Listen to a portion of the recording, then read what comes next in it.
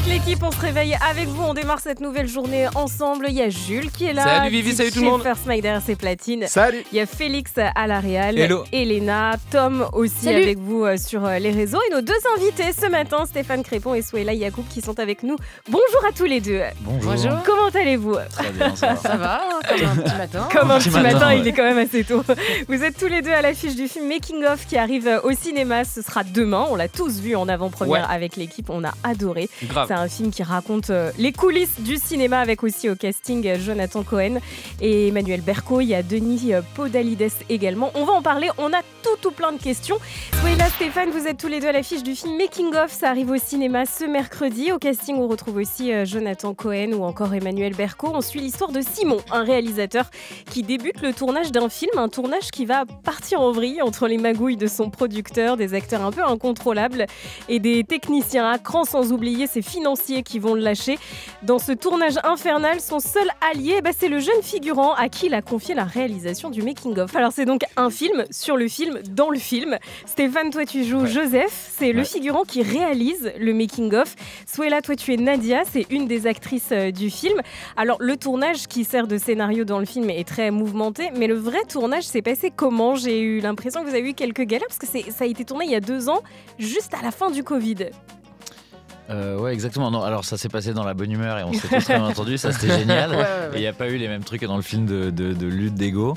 Mais par contre, c'est vrai qu'on s'est pris des petits enchaînements de galères. Ouais. C'est vrai que quand à un moment, t'as la moitié de l'équipe qui est pas là parce qu'il y a le Covid, c'est compliqué de faire un film. Moi, je me suis quand même retrouvée à faire des scènes où face à moi, il n'y avait pas d'acteurs parce qu'ils étaient tous malades. Donc j'ai joué avec rien devant. C'est une expérience. Ouais, c'était pas très agréable.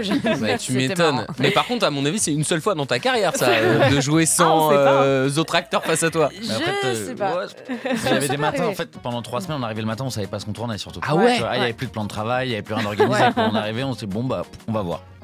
Le sous-titre du film, c'est Bienvenue dans le monde merveilleux du cinéma. Alors on découvre l'envers du décor d'un tournage, les repas pris sur le set sous la pluie, les galères de financement, les embrouilles entre acteurs et réalisateurs.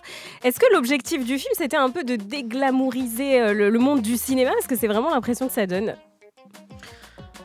De votre point de vue à vous? De notre point de vue, oui, Cédric en parlerait mieux que nous, parce que ce sont plein d'expériences que lui a Cédric vécues. Kahn, qui est le réalisateur. Oui, je pense qu'il a voulu montrer des choses que les gens ne connaissent pas forcément de ce métier, les complications que ça peut avoir dans tous les corps de métier du cinéma, qu'on connaît pas trop, que ce soit un technicien, un producteur, un acteur. Un figurant, Un figurant.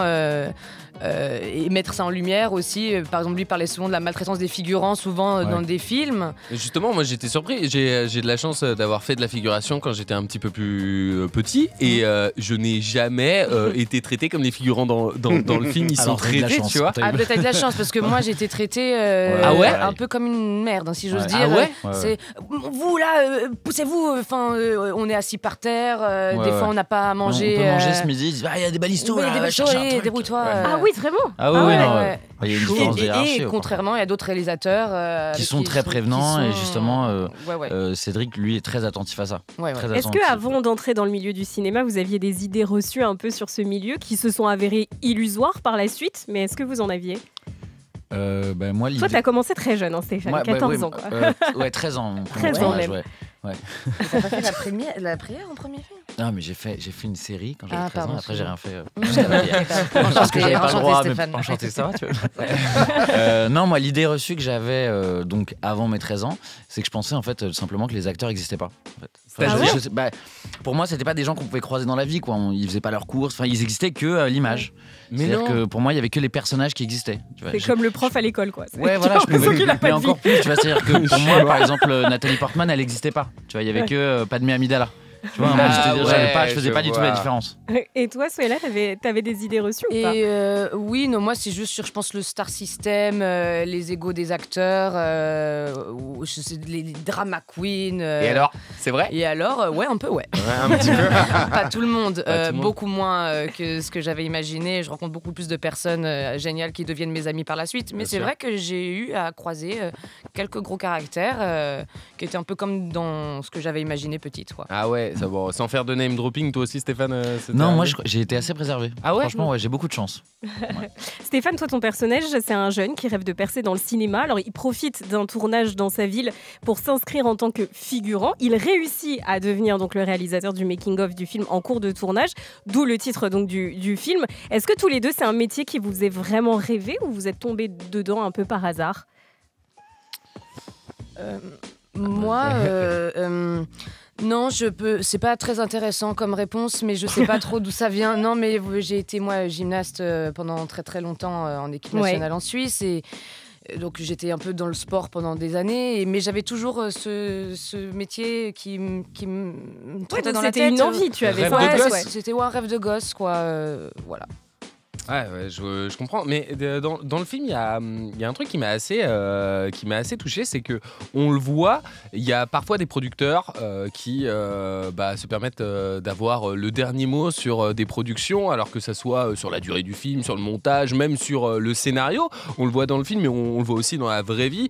Tu parlais tout à l'heure de Nathalie Portman. Si on reste dans l'industrie du cinéma américain, par exemple, tu as Zack Snyder qui avait plusieurs fois eu des problèmes avec Warner, où il avait une vision et Warner lui a charcuté Ouais, mais c'est encore très ses différent chez eux productions. parce que c'est vraiment pas le même système. Il y a le système des studios qui est plus présent, C'est vrai. où ils ont vraiment le dernier mot, alors qu'en France c'est quand même un peu plus préservé. C'est vrai, mais vous, d'un point de vue, vous faites partie de l'industrie. Comment vous pensez que le réalisateur doit avoir le dernier mot, ou que ça doit être un travail d'équipe entre les producteurs et les réals? Est-ce que vous vraiment, hein, pas personnellement, quoi? Bah, de toute façon, le principe d'un film, c'est un travail collectif dans toute sa durée, que ce soit avant le tournage, pendant, après. Mais c'est vrai que ça vient quand même principalement et généralement de l'idée d'un réalisateur. Donc pour moi, ça doit quand même rester lui le maître à bord. Mais c'est vrai que c'est une question intéressante parce que du coup, même moi en regardant le film, j'ai découvert plein de choses aussi, même sur le fait de, au-delà d'avoir un bon scénario, mais de devoir faire des entrées. Enfin, toute une question économique aussi du film, de qui on engage en tant qu'acteur, quel acteur est bankable, est-ce qu'on prend lui, il va ramener moins de monde. Du coup, est-ce qu'il faut changer l'histoire? Je sais pas, en fait, c'est une bonne. Je sais pas. Ouais, mais profondément, c'est difficile de répondre, j'imagine, et tout. Mais d'ailleurs, c'est à ça aussi que sert le film, c'est aussi de se poser ce genre de questions. Tu parlais tout à l'heure des acteurs bankable. Dans le film, il y a Jonathan Cohen qui sert d'acteur tête d'affiche du film.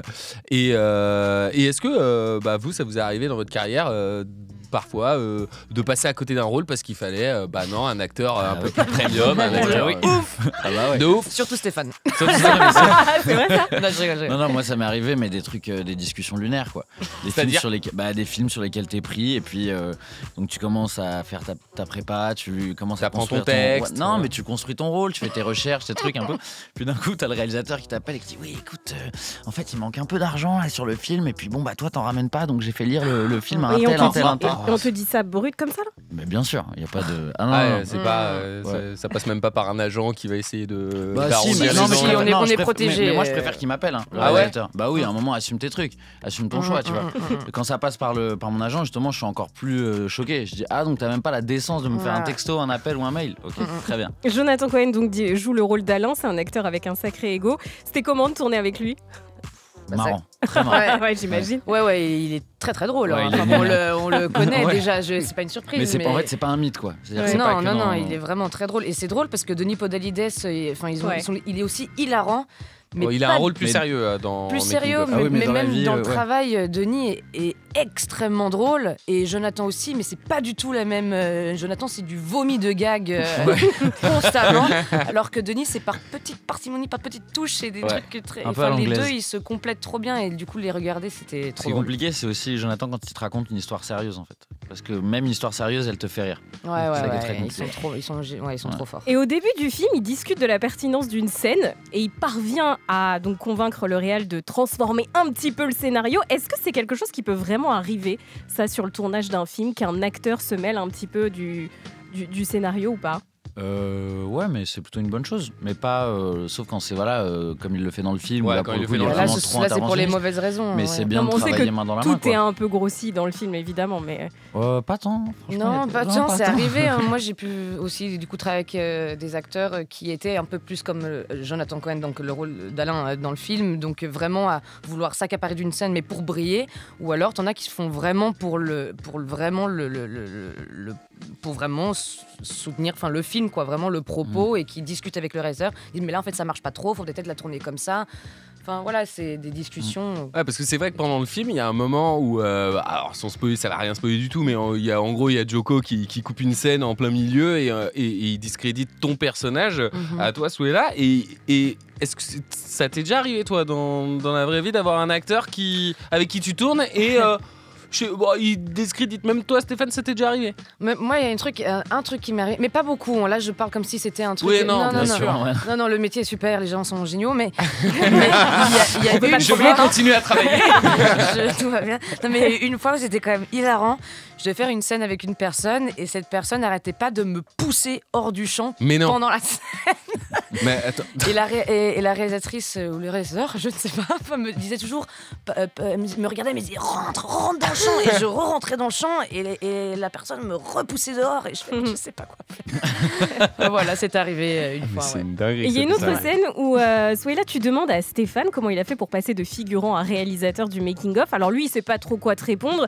Il te dit qu'il a juste eu de la chance. Est-ce que la chance fait partie aussi de la carrière d'un acteur? Bah ouais, quand même. Ah ouais. Ouais. Bah Faut avoir, t'as des moments où t'as des trucs qui vont t'arriver. C'est sûr, t'as aussi ce petit facteur quand même d'être là au bon endroit au bon moment, quoi. Oui, c'est vrai. Et je pense que tous les deux, on le sait, on a fait des écoles de théâtre aussi. Je pense qu'on a beaucoup d'amis qui sont d'excellents acteurs, qui ne travaillent pas, qui sont peut-être meilleurs que nous, mais c'est une injustice, ce métier. Il n'y a pas de règles, quoi. Donc. Et Stéphane, Souela, Fawzi a quelques questions pour vous. Oui, par rapport à ce film Making of, ça montre, et ça je pense que le grand public n'est pas très au courant, qu'il y a pas mal de précarité dans les métiers du cinéma, que ça soit le statut d'intermittent, on le voit aussi dans les répliques à un moment où le réalisateur dit qu'il n'aura pas de retraite plus tard. Comment vous le vivez, vous, ça? Parce qu'on vous croit, il y a beaucoup de personnes dans le grand public qui pensent que vous êtes riche, célèbre, que tout va la bien, vie est quoi. cool. On est riche, célèbre, oui, quand on fait 25 films par an Ouais, et qu'on est assuré de pouvoir travailler toute l'année. En l'occurrence, c'est pas le cas. Donc c'est vrai que quand on a un tournage, en tant qu'acteur, je ne parlerai pas pour une autre personne, mais c'est vrai qu'on est plutôt content de ce qu'on reçoit lors du tournage. C'est un cachet, en fait. C'est des cachets par jour. D'accord. Mais c'est vrai que après, des fois, pendant 6-7 mois, on ne tourne pas. Et vous faites comment ça dépend des heures, quoi. ça devient un budget. Des fois, on a encore la chance de pouvoir toucher l'intermittence, d'autres non. Mais c'est un très beau métier, mais qui est juste parfois insécurisant, quoi. Peut-être. Ouais, je suis assez d'accord avec ce qu'il dit là. En fait, c'est vrai que sur le papier, en fait, parfois, on peut avoir l'impression que c'est un métier où on gagne beaucoup d'argent, etc. Mais quand on fait un film par an ou deux, en fait, ça devient vite un salaire qui se rapproche de la moyenne, en fait. Et puis je crois qu'on n'est pas payé autant que le cinéma offrait à l'époque. Ouais, c'est pas. En fait, tous les fantasmes qui ont été créés un peu par le cinéma d'il y a 20 ans, 30 ans, 40 ans, c'est plus le cas. Hein. Il suffit de voir. Enfin, c'est logique. Il n'y a pas les mêmes entrées. Il y a beaucoup moins de gens en salle avec les plateformes, donc forcément, les salaires sont pas les mêmes. Il y a une précarité aussi dans les métiers du cinéma. Tous les techniciens, tout ça, ce sont des intermittents, en fait. Ouais. Qui travaillent. Et c'est ce que montre le film. Hein. Bah oui, c'est ça. Ce sont des gens qui travaillent autant, voire beaucoup plus que nous, avec des fois des métiers très physiques, que ce soit machinaux et oui, c'est pas. Il y a encore des hiérarchies dans ce métier, donc c'est injuste, mais oui, il y a des gens qui touchent moins que d'autres, et pour d'autres, c'est très difficile. Ouais. Et c'est là où justement le film rend hommage, je trouve, à l'aspect très collectif d'un tournage, montre un peu cette face cachée et montre les petites mains du cinéma, en fait, qui sont pas. Enfin, petites mains, l'expression est peut-être même justement mauvaise là-dessus. Oui, mais c'est les gens qui sont pas à l'image, quoi, voilà, les gens dans l'ombre. Non, mais je le dis aussi, petite main, c'est pas du tout, péjoratif. Alors, l'actu du cinéma, vous le savez tous les deux, c'est l'affaire Depardieu, avec le complément d'enquête qui avait montré ce reportage où on le voyait tenir des propos sexistes et misogynes. Il y avait une tribune de soutien, des contre-tribunes, des rétractations. Bref, cette affaire, elle avait montré qu'il y avait quand même une fracture générationnelle. Et comme tous les deux, vous êtes jeunes, comment vous l'avez vécu un petit peu ces dernières semaines où voilà, on était vraiment bombardés d'informations sur cette affaire? On l'est toujours en plus bombardé d'infos là-dessus. Et bah, comme tu l'as dit, on a été bombardé d'infos et il y a eu plein de prises de parole. Donc moi, j'avoue que je suis encore un petit peu sonné en fait de tout ce qui se passe. Et ça va un peu dans tous les sens. Mais je suis assez d'accord, il y a, je pense, oui, une fracture générationnelle parce qu'il y a des... En fait, nous, on a grandi en se posant d'autres questions, en réfléchissant à d'autres sujets. Et donc, il y a des choses qui, pour nous, ne sont même plus envisageables. En fait, et donc, qui passent plus, quoi. Ouais, et non, nous ne sommes pas fiers qu'il soit... Enfin, voilà, qu'il représente la France aujourd'hui. Ouais. Maintenant, oui, c'est un très grand acteur. Voilà. Mais maintenant, moi, enough, quoi. En fait, c'est ça. Voilà, moi, ça me met plus en colère, en fait, contre lui. Alors, probablement, il s'en fout. Mais c'est juste qu'en fait, ça me vole une partie de mon enfance.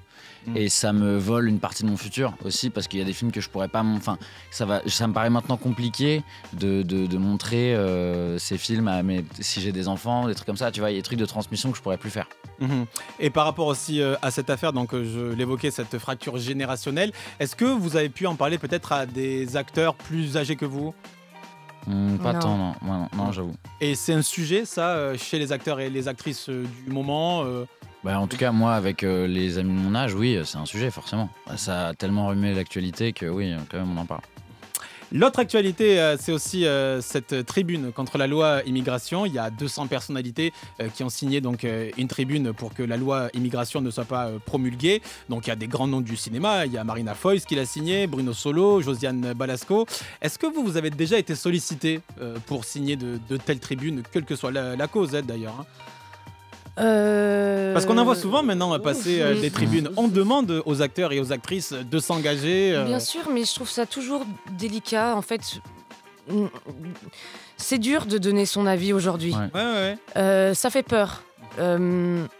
J'ai certainement été sollicitée. Je crois avoir dû déjà signer, mais je préfère que ça reste moi dans mon cadre personnel, dans mes convictions. Voilà, sauf si peut-être un jour ma voix peut faire quelque chose. En tout cas, aujourd'hui, pas. Je suis pas là, je suis pas encore là, donc je vais pas commencer à parler de choses que je connais moins. Il y a beaucoup de gens qui parlent beaucoup, qui ne savent pas très bien non plus ce qui se passe, qui connaissent pas bien. Enfin, les réseaux sociaux sont de la culture d'image, de débat d'image, et c'est voilà, prendre de la distance, me poser les bonnes questions, faire ça de mon côté, oui, faire avancer les choses de mon côté, oui. De la réflexion aussi, et de quand même parfois prendre le temps d'assimiler un petit peu ce qui se passe et pas réagir à chaud tout le temps. Mais est-ce que c'est pas un petit peu lourd justement, et tu commençais à répondre Soïla, vraiment cette injonction vraiment de dire là, que font les artistes, pourquoi ils ne s'engagent pas, pourquoi ils sont pas avec nous dans la rue pour telle ou telle manifestation Oui, mais c'est ça qui est très bizarre, c'est que en fait les gens disent pourquoi ils sont pas dans la rue avec nous, mais en fait ils en savent rien déjà, parce qu'aujourd'hui l'engagement il passe par les réseaux sociaux, de plus en plus, moins par la rue. Et voilà, moi il y avait même par rapport au conflit même israélo-palestinien où il y a plein de gens qui disaient ouais mais eux ils ont des millions de followers et puis partagent pas, puis pas prendre position aujourd'hui, c'est pas, enfin voilà, et je suis là, mais tu sais pas, on sait pas ce que font les gens aujourd'hui, tout le monde prétend savoir la vie des gens, on ne sait pas ce qu'ils font de leur côté, chacun vit le deuil comme il peut, on juge trop vite aujourd'hui, on juge trop vite sans savoir. Et c'est les réseaux, comme tu disais. C'est les réseaux, c'est dur. Oui, justement, c'est un poids pour votre génération. Mais toi, Stéphane, moi je suis sorti de ce voilà, point-là. C'est ce que j'allais dire, puisque tu n'es même pas sur Instagram. Je n'ai pas trouvé de compte Stéphane Grépon. Pourquoi? Je suis parti il y a 3 ans de ça. Parce qu'en fait, je m'y retrouve pas en fait. Je m'y retrouve pas et je sais pas. Mais question un peu bête, c'est pas obligatoire pour être un grand acteur, cultiver son réseau. Pour cultiver son réseau. Moi, je suis convaincu que non. Mais d'ailleurs, tu t'en sors très bien. Je les ai supprimés. Mais non, je sais pas, je trouve ça. En fait, je m'y retrouve pas. J'ai dû naître un peu trop tard. Mais non, mais justement, un peu tard. J'aurais dû naître plus tôt, quoi. Parce que dans ce truc-là, je comprends pas en fait cette idée de voir tout le temps ce que font les autres, de tout le temps montrer ce que je fais, ou d'être en permanence, de pouvoir voir en fait ce que font les autres tout le temps. Mais du coup, je rejoins parce que moi, j'ai encore Instagram. Mais je suis quand même très d'accord avec ce que dit Stéphane. j'ai envie de partir et en même temps j'arrive pas. C'est contradictoire. Mais il y a quand même des belles choses aussi qui se font dessus. Il y a beaucoup de solidarité. Il y a de solidarité aussi. Donc voilà, c'est pour ça que je ne vais pas donner mon avis. C'est parce que moi-même je ne sais pas encore ce que je pense. Mais oui, ça peut être nécessaire aussi, en tout cas un CV. Bah après, c'est un choix personnel. C'est un choix personnel. Moi, ça m'a fait beaucoup de bien et je l'ai pas regretté une seule fois. Dans un mois, je risque de partir. Quoi. Ouais, mais après, moi, surtout, ça a réveillé un truc de. Enfin, je trouve ça réveille encore plus la curiosité aussi de pas l'avoir. Parce que du coup, t'as plus cette facilité de voir les trucs tout de suite. Donc, si tu veux un peu te renseigner, il faut aller chercher. Et même par rapport à tes amis. Et puis, tu discutes avec les gens. Du coup, tu as le temps de. Moi, quand je vois un ami maintenant, s'il est parti en vacances quelque part ou s'il a des trucs, je peux pas le savoir tant qu'il me le dit pas. Et donc, les discussions, je trouve, ont gagné en profondeur et en richesse. Elles sont plus riches. Exactement. Et on va parler musique avec Mike, nos deux invités Stéphane Crépon et Souhaila Yacoub qui sont avec nous. Stéphane, dans ta playlist du Wake Up Mix de tout à l'heure, on a eu droit du Jedi Mind Tricks, du MF Doom, This Is La Peste aussi. Ça, il n'est pas passé derrière MF Doom, j'ai pas entendu, non? Tu l'as pas entendu? Mais non, si, il est passé vite fait. Ouais, il est passé vite fait. T'inquiète, ça en replay, je te donnerai le. Génial. Je te donnerai le lien. Ça, c'est les goûts d'un mec qui a rappé dans sa vie. Non, même pas. C'est vrai? Mais comment tu connais ces sons-là en fait? Je sais pas, ado, tu vois. Mais Jedi Mind Tricks, c'est pas des sons que tout le monde écoute. Ouais, c'est pas du mainstream. Tu cherches un peu à l'époque avec mes potes, on se fait écouter les trucs, on aime bien un peu chercher et voilà. Elle vient d'où cette culture?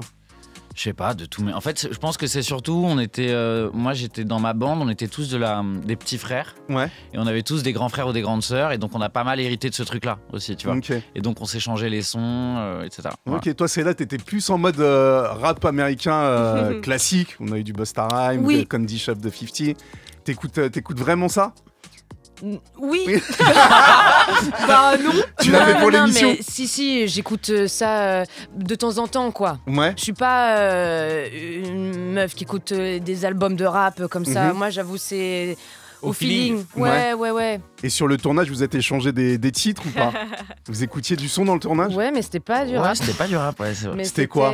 C'était comment elle s'appelle la chanson? Que je t'avais laquelle? Non, moi j'ai un souvenir en plus à un moment où on attend sous la pluie et on écoute une musique, on se passe un écouteur. Ouais, c'est vrai. Mais je sais plus ce que c'est. La vraie ou la fausse pluie? Là c'était de la vraie, je crois. C'était de la vraie cette fois. En ce moment dans le ciné, on voit pas mal de biopics. Il y a vraiment beaucoup de biopics. Il y a celui de Bob Marley qui va arriver le 14 février. Il y a 21 Savage, le rappeur 21 Savage qui a annoncé faire un biopic sur lui carrément. Ah ouais. Et il va jouer carrément dedans. Lui en mode c'est un délire. Quoi. Ouais, il y a Childish Gambino qui joue dedans. Et aussi dans un autre délire, il y a celui sur Donald Trump. C'est un truc il y a un biopic sur Donald Trump qui va arriver. C'est un truc qui vous intéresserait de jouer dans un biopic, vous? Je sais pas trop, moi. Je trouve ça toujours un peu casse-gueule. Ouais. Et puis en fait, surtout quand c'est alors pas Donald Trump, mais quand c'est des personnages aussi forts et aussi marquants. Tu te dis toujours que tu vas être un peu en dessous, tu vois. Pour le taf d'acteur, moi c'est mon rêve. Moi c'est mon rêve de fou, sauf que aujourd'hui, à part jouer, on va me donner Cléopâtre, on va me donner trucs alors que non mais j'adorerais. Tu ferais faire qui toi? Mais je sais pas.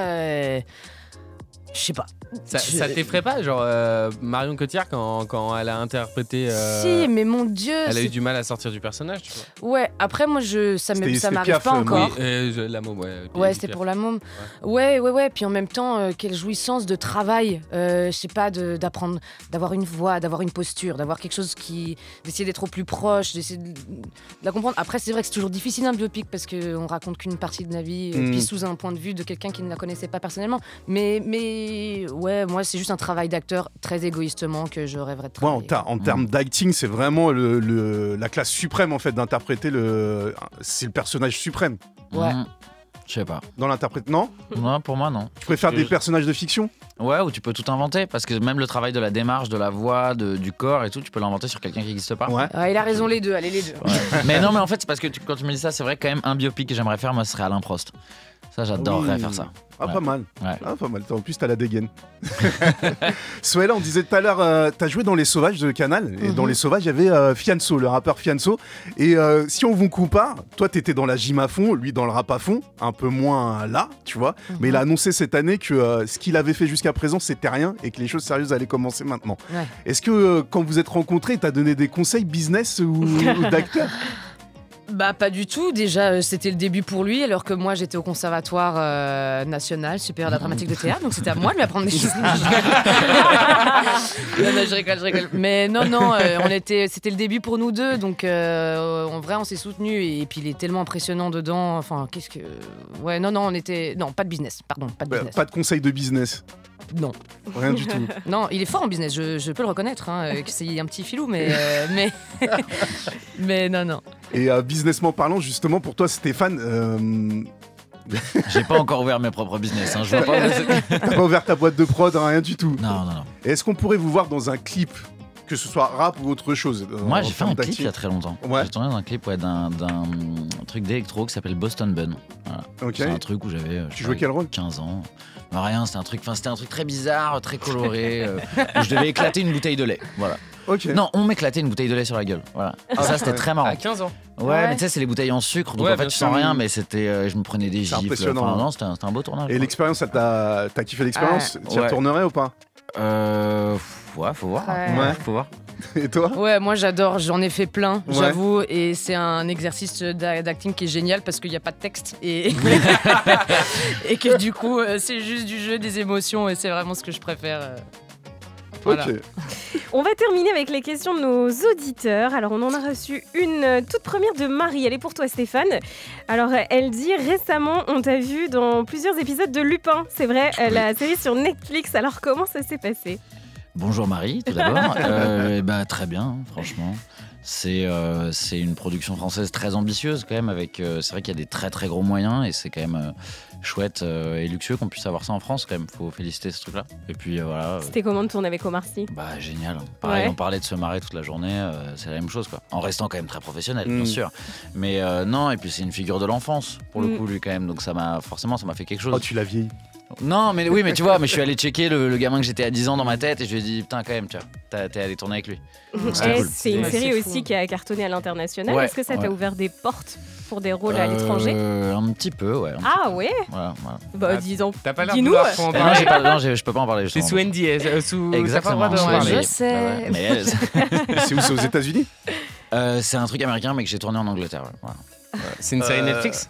Un Mais agent j'ai- secret? Je peux plus rien Bah, dire. on peut rien dire pour Ok. l'instant. Question de Thomas, elle est pour tous les deux. Alors c'est vrai qu'il y a beaucoup de cérémonies qui arrivent bientôt, les Césars, les Oscars.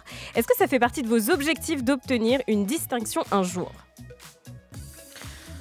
Je pense que je l'ai cru au début quand je suis arrivée à Paris de Suisse en me disant waouh, j'ai envie de faire tellement de films et puis d'avoir des prix et d'être reconnue dans le travail et tout. Et puis c'est pas arrivé et, Et puis du coup, je et puis, m'en du coup, accommode. je puis, ça t'empêche pas baisse de mes travailler, attentes. donc, Non, voilà. mais puis surtout qu'en fait, je me rends compte aujourd'hui que j'ai une chance énorme, c'est de pouvoir travailler. Tout se passe très bien, ça va très très bien et voilà, c'est plus important pour moi dans ce métier, c'est juste d'être heureuse dans mon travail. S'il y a un prix, c'est un bonus et c'est trop cool et ça peut faire avancer d'autres choses, mais franchement, là avec le recul, je me rends compte que j'ai de la chance. Mais ça a du sens encore de gagner un César? Bah, je pense quand même. Enfin, en tout cas, ce qui est marrant, c'est que je pense que personne commence ce métier pour ces raisons-là. Tu vois, c'est tu exactement ce que je viens de dire. pardon. Ouais, parce que j'allais développer. Ah, d'accord, pardon. Non, mais après, tu te mets à y penser. Forcément, il y a un Non, non, moment je où, peux- tu vois, si t'es nommé et tout, il y a un moment, en fait, ça vient trotter dans le coin de ta tête. Tu vois, mais en fait, il faut pas que ça devienne, justement, que ça devienne la raison première. Parce qu'en musique, tu vois, t'as les victoires de la musique qui représentent pas du tout la musique. Parce qu'on voit jamais ceux qui vendent la musique Bah là, là-bas. apparemment, cette année, beaucoup plus. Oui, non mais à chaque fois, Oui, c'est non, pas non, eux qui vont c'est un gagner comme business. d'habitude. Ouais. Et les Césars, c'est un peu pareil, tu vois. Les tuches, ils vont faire je sais pas combien de millions d'entrées, mais au final, ils vont Mais- pas avoir de César. Donc, Ouais. Bah, si, Ouais. maintenant, il y a le César du public, non, quand même. Ouais, je crois qu'il y a un Maintenant, il y a nouveau le César César, du public, mais donc qui est pour bon, le film qui a le mieux marché. donc. Ouais. Non, mais oui, après, ça reste les films qui vont avoir eu qui ont été le plus vus aussi. C'est comme ça qu'on va aussi nommer les gens. Enfin, je sais pas. est-ce que ça reste prestigieux ou vous vous en foutez Ouais. Bah, personnellement, moi, c'est pas un truc auquel je pense en me réveillant tous les matins, mais ça reste prestigieux quand même dans le milieu, Ouais. ouais. Ouais, quand même. C'est Ça a un une impact. belle soirée. C'est une belle soirée. Et c'est mieux de faire 2 millions d'entrées. Je sais pas. La reconnaissance de ses pairs ou 2 millions d'entrées, tu choisis. 3, 2, 2 millions. 2 millions, je sais pas. Ah, 2 millions, ok. Je sais pas. D'ailleurs, Souhaila, tu disais que tout va bien pour toi, mais tu seras à l'affiche aussi du film Dune 2, qui est très attendu. Comment ça s'est passé? Par Denis Villeneuve. Denis Villeneuve, ouais. Donc, bah là, pour le coup, gros film à gros budget. Ah bah ouais, c'est clair. Avec des partenaires principaux comme Zendaya, Timothée Chalamet, Javier Bardem et tout. Donc, c'est quand même assez fou. Le tournage était... Non, mais c'était... C'est dingue, parce que c'est un toujours... monument de la science-fiction, Dune, en vrai. Ouais. Non, mais c'est vrai que c'était assez grand. Ouais. Après... Enfin voilà, pardon, c'est quoi votre question? Comment ça s'est passé, comment le tournage? tout ça, cette Ça s'est expérience? très bien passé. C'était long. Très long, mais grandiose. Enfin voilà, j'étais dans Disneyland. Ah ouais? Enfin, pour moi, c'était fou, quoi. Le blockbuster américain, c'était un rêve de gosse, c'est ça? Ouais, aussi, ouais. Et puis surtout, travailler avec Denis Villeneuve, qui est quand même un réalisateur que j'aime particulièrement. Donc, rien que pour ça, je suis juste trop contente de l'avoir fait. Voilà. Merci à tous les deux d'être passés nous voir. Vous Merci êtes à l'affiche du film Making of qui arrive au cinéma demain. Courez le voir, c'est un très beau film. Grave. Merci à vous. On va laisser la place plutôt à Guérin et toute sa team pour Réseau. On vous souhaite une très belle journée. On se retrouve dès demain matin, 6h. Bisous et bonne journée.